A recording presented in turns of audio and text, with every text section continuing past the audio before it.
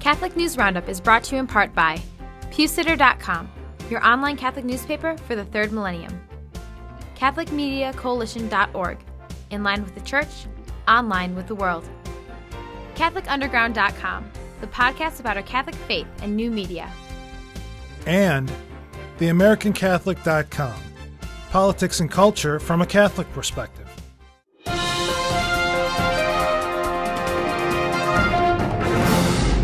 Hello and welcome to today's edition of Catholic News Roundup. I'm Michael Voris. An aid project is launched. The Iraqi Christian Relief Council, the ICR Council, has started a worldwide campaign called Faith, Hope, Endurance to raise money for the medical needs of Christian students in Iraq, targets of two massive explosions there earlier this spring. Militant Islamists attacked 4 buses carrying the Mosul University students who were traveling in northern Iraq. Shattered glass left over 150 students drenched in blood and scarred. Many of them lost their eyes and limbs in this attack. 2 others were killed in the attack, one of whom tried to warn the approaching buses of the danger ahead.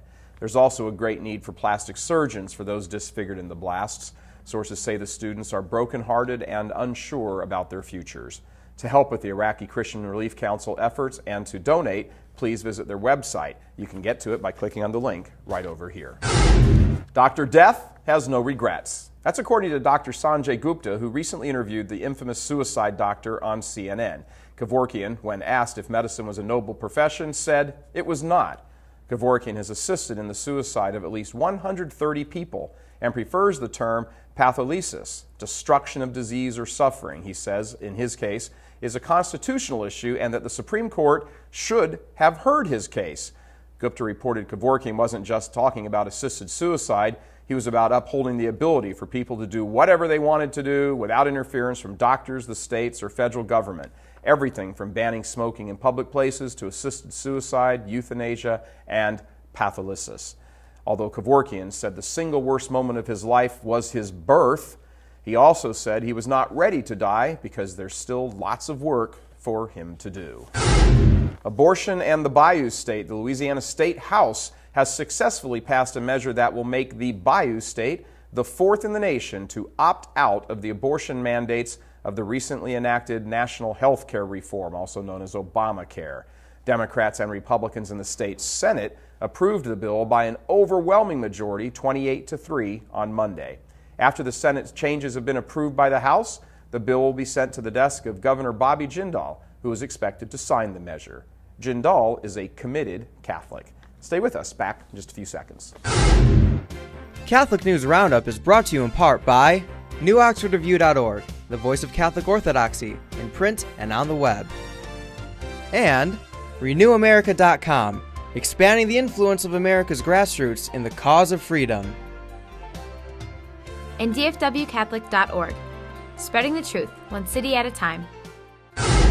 Showdown in the Big Apple. St. Francis Xavier Parish in New York City is defying Archbishop Dolan's request and planning to participate in the homosexual Pride March scheduled for June 27th. According to sources, New York Archbishop Dolan wrote Father Joe Constantino, the Jesuit pastor of St. Francis, to say he would not like to see any group participate in the Pride March under the parish banner. In spite of this directive from the Archbishop, the pro-homosexual ministries and their families and friends are still handing out brochures about the Church of St. Francis Xavier, encouraging participation in the event. It would now appear that the ball is in the Archbishop's court. And lastly, CHA gets praise from Obama. Obama has paid tribute to the Catholic Health Association for the group's help and courage in passing health care reform, his words, despite the U.S. bishop's statement of opposition to the legislation. Obama sent a videotaped message to the CHA convention in Denver offering special praise to Sister Carol Keehan, the group's president. Senator Robert Casey, who is supposed to be pro-life, of Pennsylvania, added his own praise for the CHA role in gaining passage of the health care reform bill, the largest expansion of abortion rights in the nation's history. I'm Michael Voris. Thanks for tuning in. Be sure and tune in tomorrow for your daily dose of Catholic News Roundup right here on RealCatholicTV.com. And be sure and check out The Vortex today, where we talk about tennis and philosophy.